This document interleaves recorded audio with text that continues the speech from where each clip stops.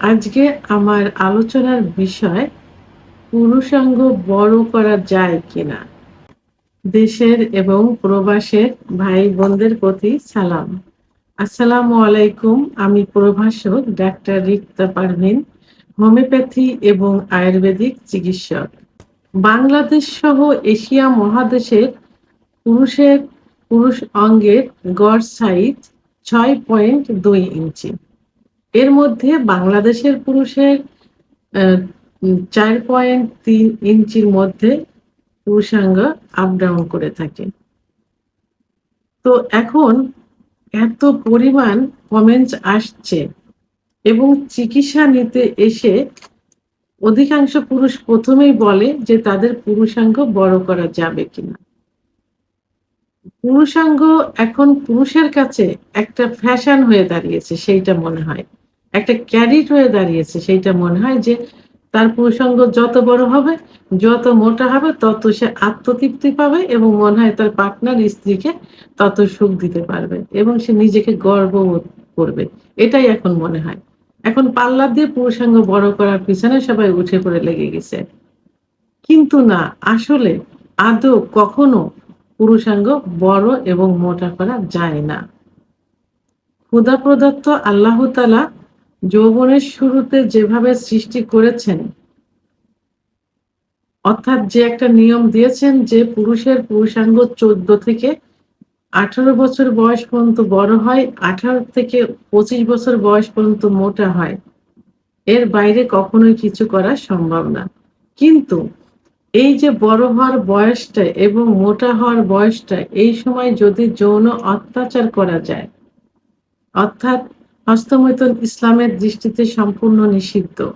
তারপরেও 2-3 বার মাসে medical science অনুযায়ী করতে পারে। তার থেকে বেশি যখন করবে সেটা কিন্তু নেশায় পরিণত হয়ে যাবে এবং কিছুটা কিন্তু লিঙ্গের উপরে প্রভাব পড়বে এবং বিছানায় ঘর্ষণ দিয়ে বীর্যপাত করে লিঙ্গের গোড়ার শিরাগুলো কিন্তু নিস্তেজ হয়ে যায় এবং ঝুলে যায়।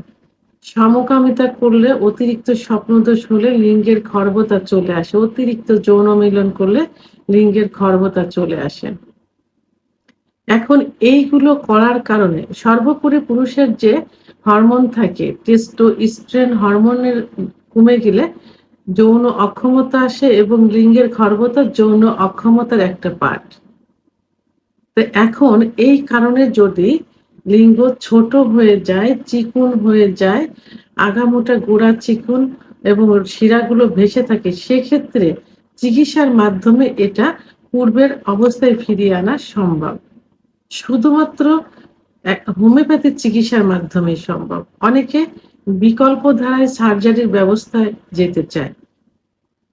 আগে আমাদের জানতে হবে লিঙ্গের ভিতরে কি থাকে। লিঙ্গের ভিতরে কোনো বোন নেই বা হাড় নেই, আছে শুধুমাত্র মাংস এবং রক্তনালী। যে নালীর ভিতর দিয়ে, অর্থাৎ যে শিরার ভিতর দিয়ে ব্লাড সার্কুলেশন হয়ে, অর্থাৎ রক্ত চলাচল করে লিঙ্গ বড় হয় এবং মোটা হয়।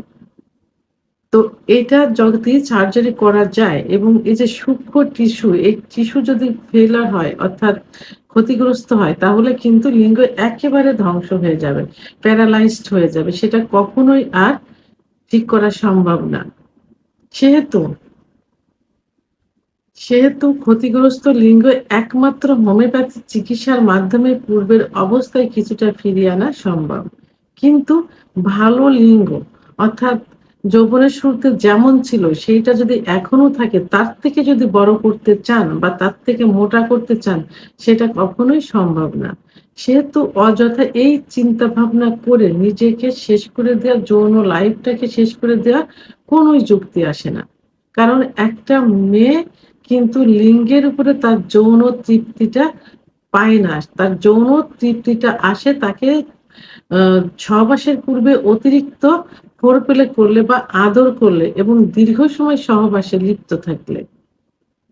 তাহলে এই চিন্তা ভাবনা বাদ দিতে হবে যে পুরুষাঙ্গ বড় করতে হবে, এই প্রতিযোগিতা বাদ দিতে হবে। যদি ক্ষতিগ্রস্ত হয়, সেটার জন্য আপনি একজন অভিজ্ঞ সম্পন্ন রেজিস্টারকৃত হোমিওপ্যাথি ডাক্তারের শরণাপন্ন হতে পারেন।